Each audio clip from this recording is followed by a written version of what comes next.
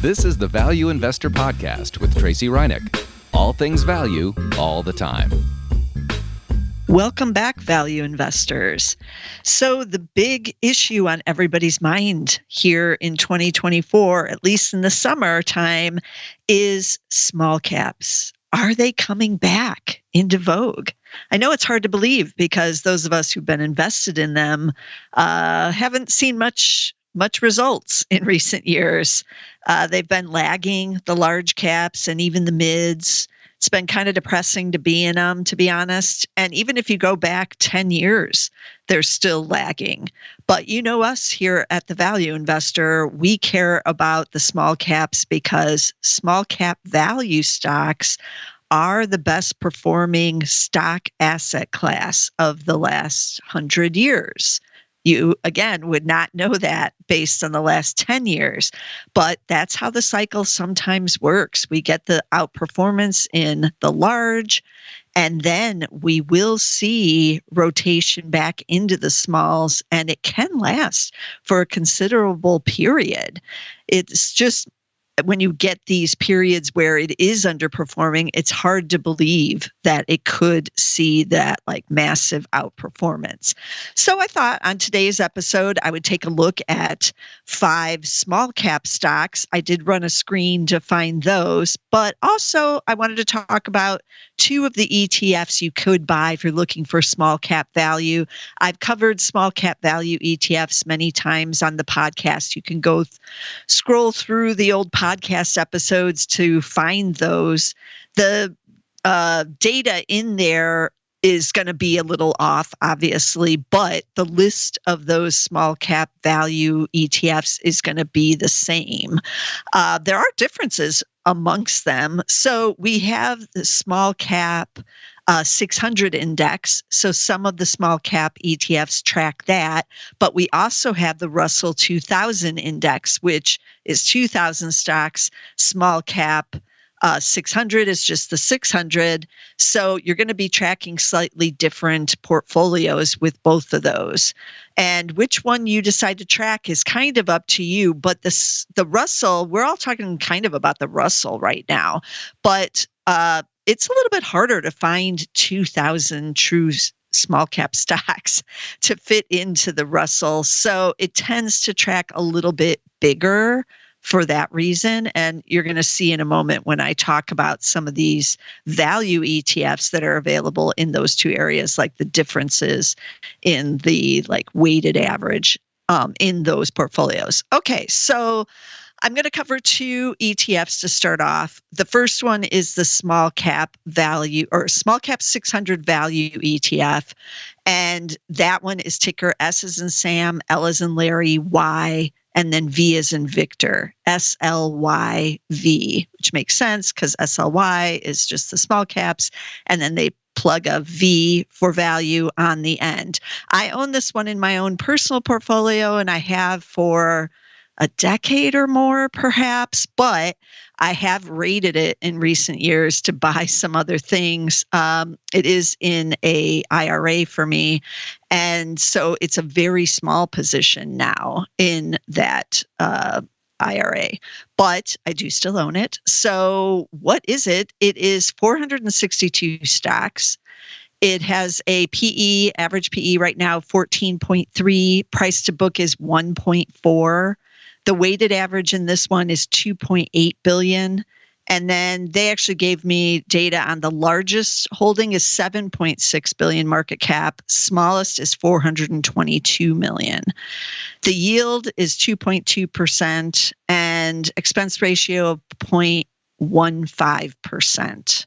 So a little bit higher than you're going to see on the next ETF, but still pretty low, 0.15.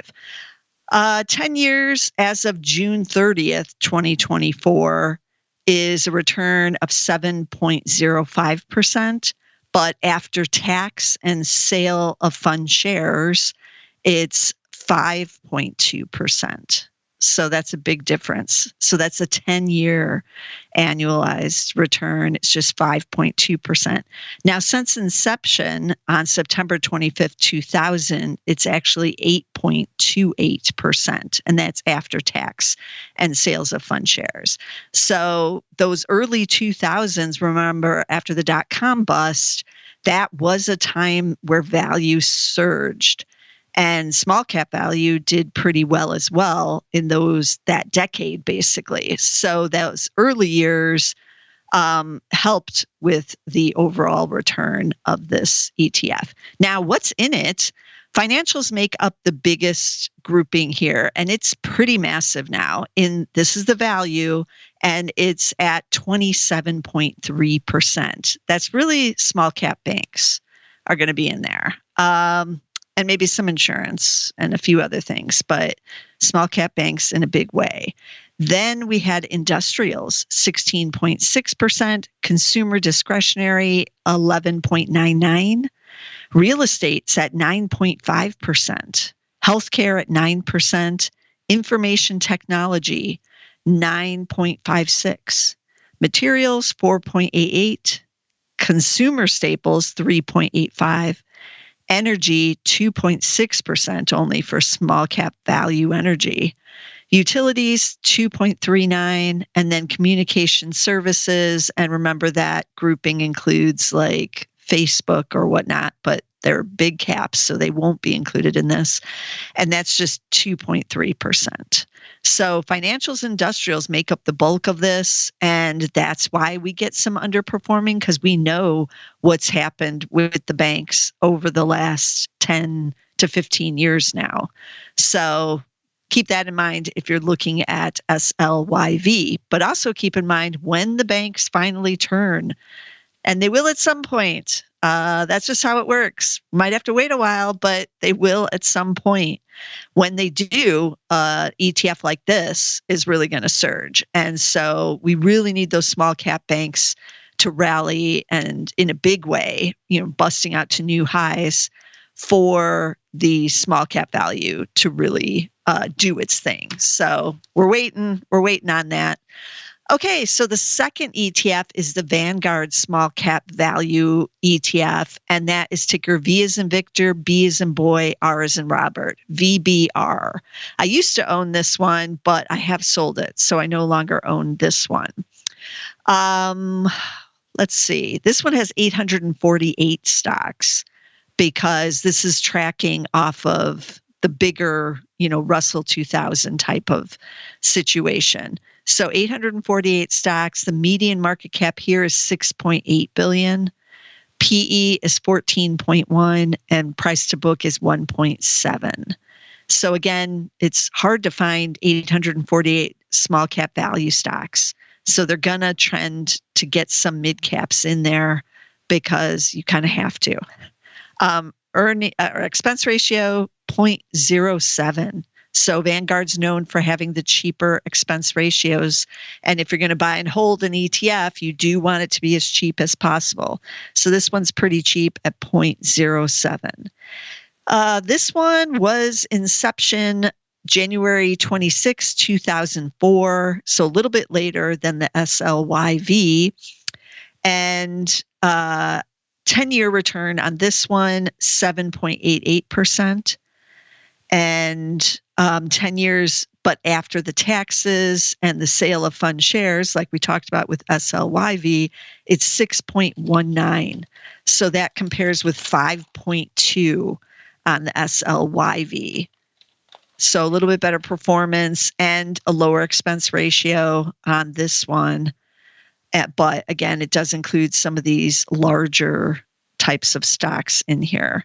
Since inception, it is 8.73%. So that's kind of tracking what the SLY is looking like, but they're about 4 years off. The SLYV was 2000 and this one's 2004. So just 20 years now going on this Vanguard Small Cap Value Fund. This one, the makeup's a little different as well, which also is going to, be involved in the performance of it because financials are not the largest. They're number 2 in this one. Industrials are the largest here at 23.5%. Then you had financials at 20.3%. But that's a big difference. The other one was at 27.3. This one's at 20.3 on the financials. So that's 7% difference. And when you're waiting for those banks to rally, that can make all the difference in the returns, total returns. Then after those two big categories, consumer discretionary 15.7. Then we had real estate 8.5.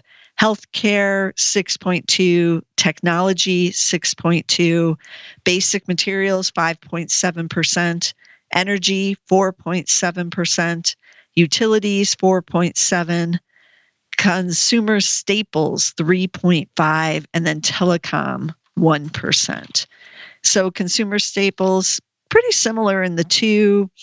Healthcare, pretty similar. Real estate, pretty similar. Consumer discretion a bit bigger in the Vanguard. So we got a little bit of difference there. And energy is a bit smaller in SLYV versus Vanguard. But energy still remains pretty tiny, and small cap energy is actually being absorbed by the bigger companies now. So there's even fewer of those. So I expect energy, which is one of the beaten down sectors as well, to remain a pretty small percentage of the small cap value funds. So overall, industrials, financials, still the largest two categories. We need the banks to rally to see a true and lasting rally in these ETFs, but eventually we will get that. Not sure when. I've been predicting it for a while now and I've been wrong every time, but eventually there will be a rally again in those small cap banks. So we want to be ready, right?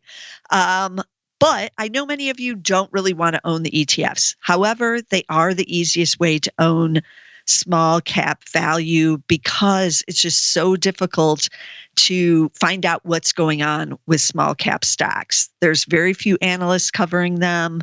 There's just very little publicity. So unless you work at one of these companies or you have a friend or a family member that does, or maybe you live in a hometown where they're headquartered, so they're in the news, or you know people that work there because of that reason, then it's really difficult to know what's going on.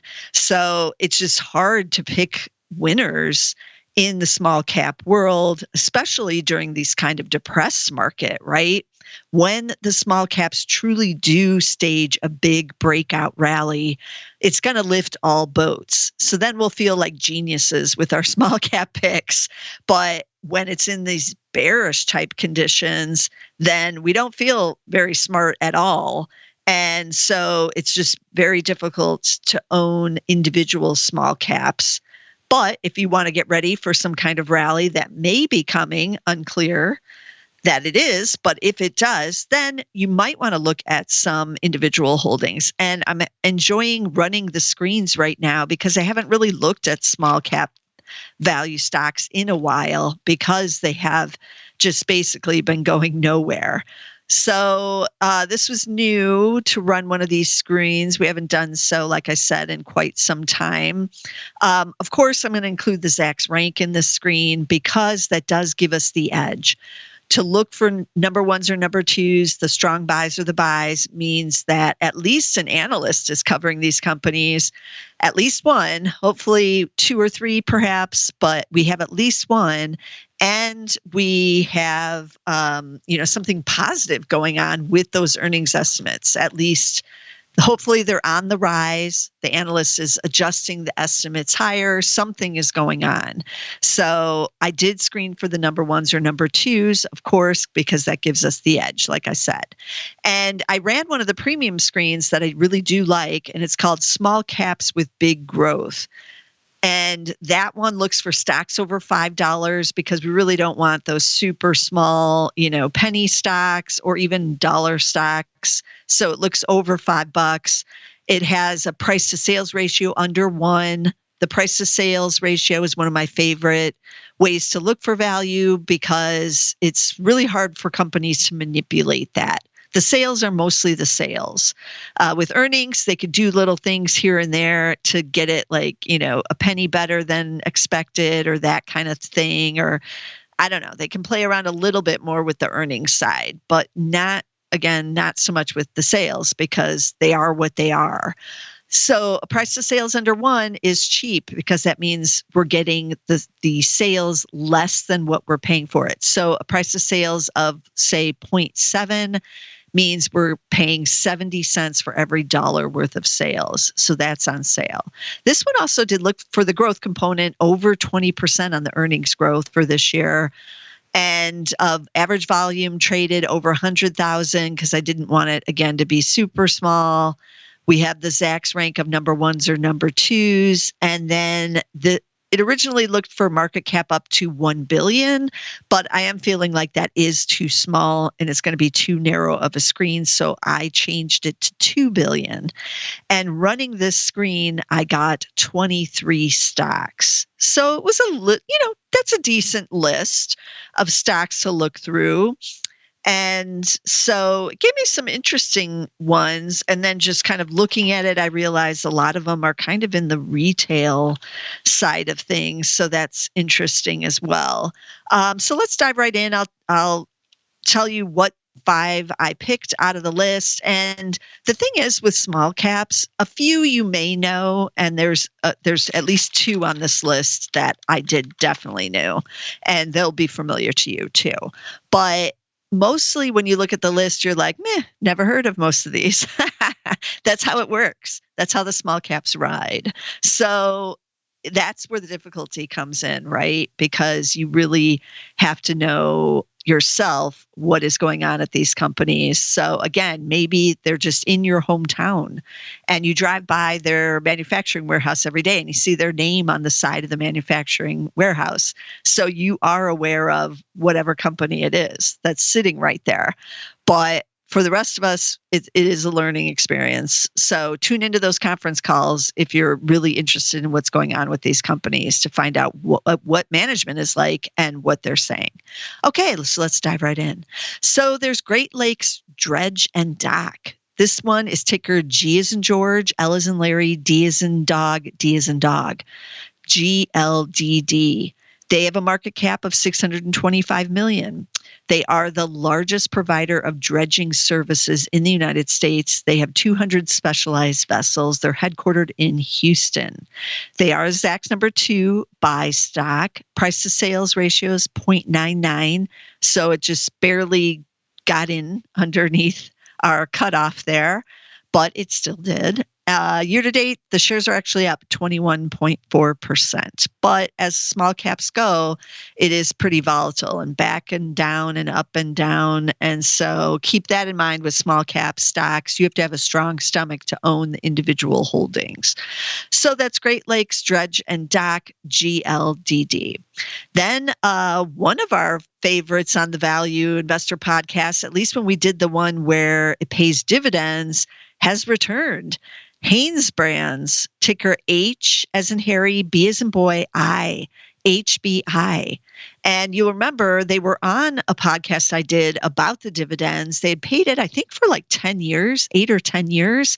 And it was yielding this really high level because the stock had plunged down. And I said to be careful, it may not last. And it didn't. Like the week after the podcast, they did cut the dividend. I think did they cut it all the way? I can't remember. I think they might have. So then, the shares plunged even further on that news because a lot of people had been in it on the dividend. Yeah, they're not paying any dividend now. I'm just looking at it right now. But the stock has recovered a bit off of its lows. So this one is a market cap of 1.8 billion. So it is on the bigger side. Price to sales is 0.3, but it was always cheap, even before they cut the dividend. But sales were struggling, remember? So keep that in mind. Again, you have to do a deeper dive than just like these metrics when you're looking at these companies. So year to date, shares are actually up 22.7, but very volatile. If you look at that chart, it's up, down, as the small caps tend to do. 5 years, the shares are down 78.5%. So still remaining pretty depressed there, but off the lows now and up 22.7%. But still, these ones just hard to own, these small caps. Hanesbrands also trading right around $5, but it is above $5. So that's why it also made this screen. It's got a Zacks number 1 rank, strong buy. And I'm just looking at the style scores. It has A for value, A for growth, D for momentum. So still not great on momentum, but an A VGM score as well. That's the highest on the VGMs. So that's Hanesbrands, ticker HBI. And we know that they're in, they do socks and apparel, a lot of different stuff for Hanesbrands.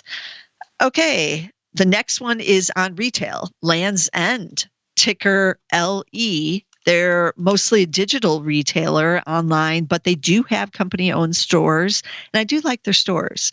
They have closed some in recent years, but if you can find one, very nice stores. Land's End, men and women's and children's clothing, apparel, accessories, some shoes, I believe. They have a market cap of $543 million. They are a Zacks number 2 buy stock. Price to sales ratio is 0.38. Year to date, these shares are actually up 77%. So they really took a dive there and now have been rallying just in the recent month here in July of 2024. 5 years, they're up as well, up 56.3%. So that's a nice return, but still underperforming the S&P 500, which is up about 86% during that period. So if you're looking for a retailer, maybe take a look at Land's End, keep it on your watch list, ticker LE. Then our fourth stock, Fibro Animal Health.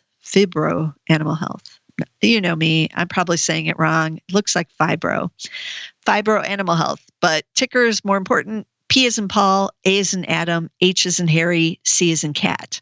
PAHC. And they are animal health and mineral nutrition company.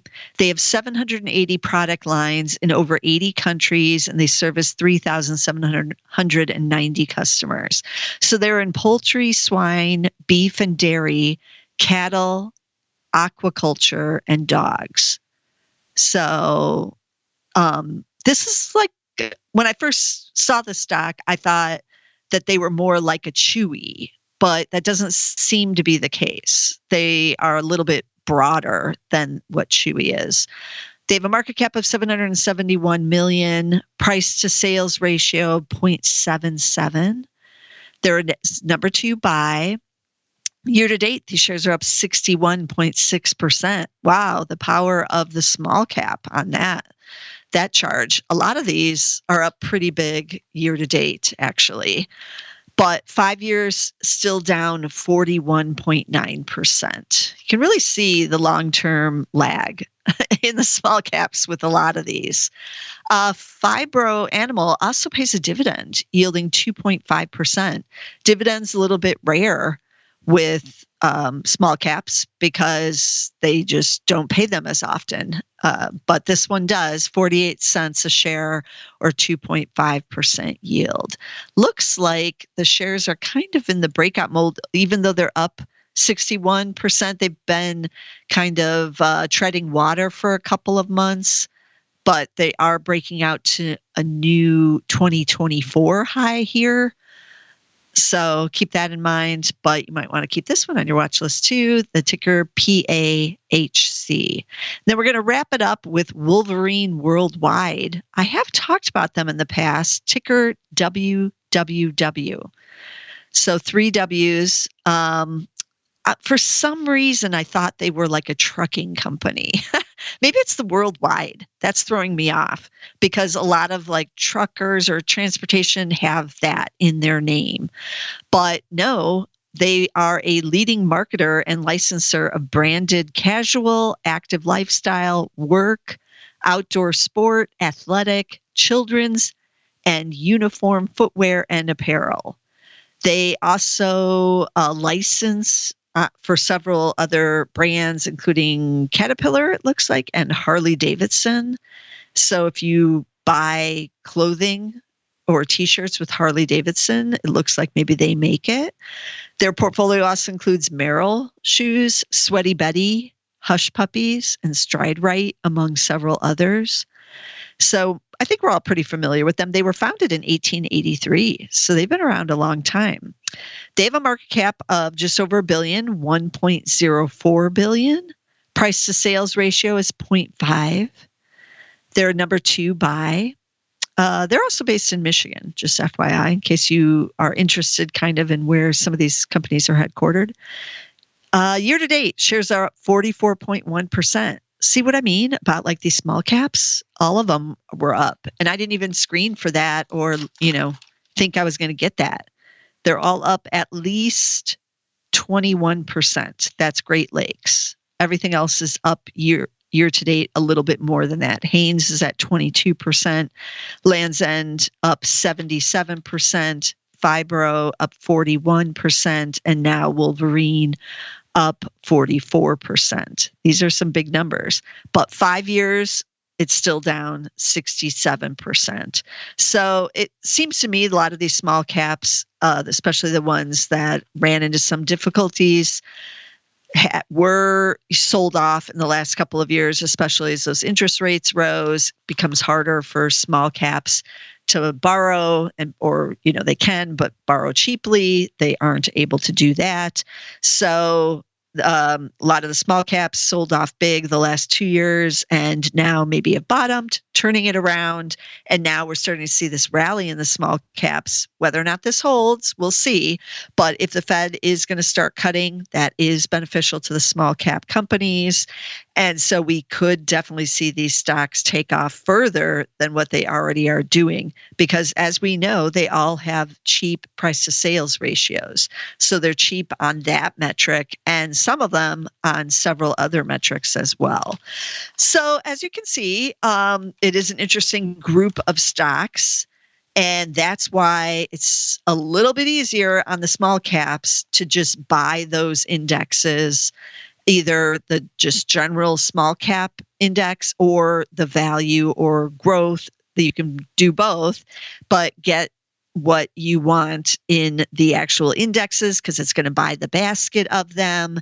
You don't have to worry if one of them blows up for whatever reason, because you're owning the huge basket of them. But I understand many of you want to find those bargains and find those individual names that are going to really perform for you when we do have a sustained small cap rally. So these are 5 with the higher Zacks rank. But again, do your due diligence. Go in, find out what's happening. Has Hanes Brand's business turned around? Is it growing its earnings again? These are questions you should be asking. And don't settle for lack of quality in the small caps. You can find high quality small cap stocks, but you're going to have to look around quite a bit to do so. So put in the work and you can find them. Use the Zacks rank to help you narrow it down. But even that's not going to save you from, really doing a deep dive on a lot of these. So let me recap the tickers, including the ETFs that I talked about today. So there was Small Cap 600 Value ETF, ticker SLYV. Then we had the Vanguard Small Cap Value ETF, VBR is the ticker. V as in Victor, B as in boy, R as in Robert. Then we turned it over to the stocks. We had the Great Lakes Dredge and Dock. Want to get that right? GLDD is the ticker. Hanes Brands, HBI, Land's End, LE. Just 2 letters for that one, LE. Fibro, Animal Health. Trying to make sure I'm getting these right. PAHC, and then Wolverine Worldwide, WWW. That one's easy to remember. 3 W's, WWW. And as always, I aim to bring you as many value stocks as I can. And if small caps really are going to hold this rally, it looks like we're going to be talking about them for the next couple of months. And that's exciting because we haven't really covered this area in a couple of years. So there's a lot going on in value stocks, and there is a lot in the small caps. So be sure to subscribe. Get us on Apple. You can get us on the Amazon Music. We're on Spotify. You can also get us on YouTube on our podcast page, which is just under Zach's Podcasts. So that's audio only, and it's a separate channel from our main Zach's video channel. It's just Zach's Podcasts. Get us over there, but be sure to get us somewhere, and I'll see you again next week with some more value stocks. This material is being provided for informational purposes only, and nothing herein constitutes investment, legal, accounting, or tax advice, or a recommendation to buy, sell, or hold a security. Do not act or rely upon the information and advice given in this podcast without seeking the services of competent and professional legal, tax, or accounting counsel. Publication and distribution of this podcast is not intended to create, and the information contained herein does not constitute an attorney-client relationship. No recommendation or advice is being given as to whether any investment or strategy is suitable for a particular investor. It should not be assumed that any investments in securities, companies, sectors, or markets identified and described were or will be profitable. All information is current as of the date herein and is subject to change without notice. Any views or opinions expressed may not reflect those of Zacks Investment Research as a whole.